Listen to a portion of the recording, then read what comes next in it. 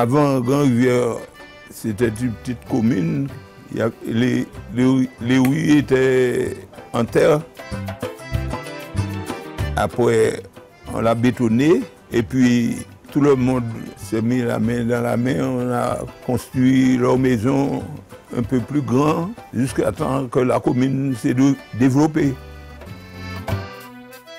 Alors, en ce moment, nous nous trouvons à l'église Sainte-Catherine d'Alexandrie, qui est la sainte patronne de Grand-Rivière et qui est fêtée le 25 novembre. La particularité de notre église, ce sont les lustres, bien sûr, et aussi la fresque qui se trouve juste derrière moi.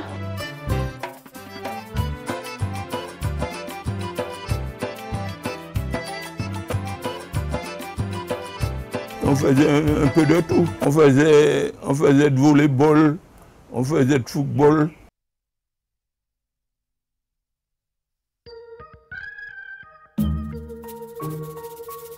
On est sur le spot de basse-pointe, appelé créole Pointe-Sonne. On a une pratique qui est vraiment ancestrale qu'on appelle le bois flot. Ça, c'est un bois spécial. Son nom scientifique, normalement, c'est Acromia. C'est un arbre qui peut pousser jusqu'à 30 à 40 mètres de haut. Ça dépend les grandeurs, ça dépend la personne aussi. Et c'est à partir de là qu'on commence à couper le bois flot.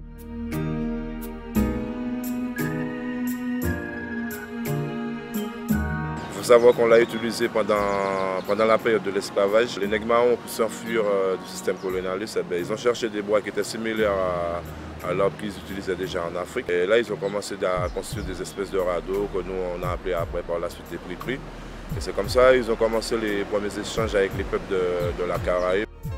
À travers un bois faux, on peut faire tout un travail historique, culturel et surtout sportif. Le surf avant tout, c'est le fait de glisser.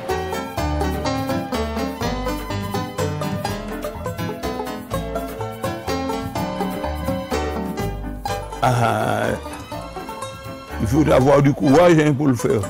Et je leur dis bon courage.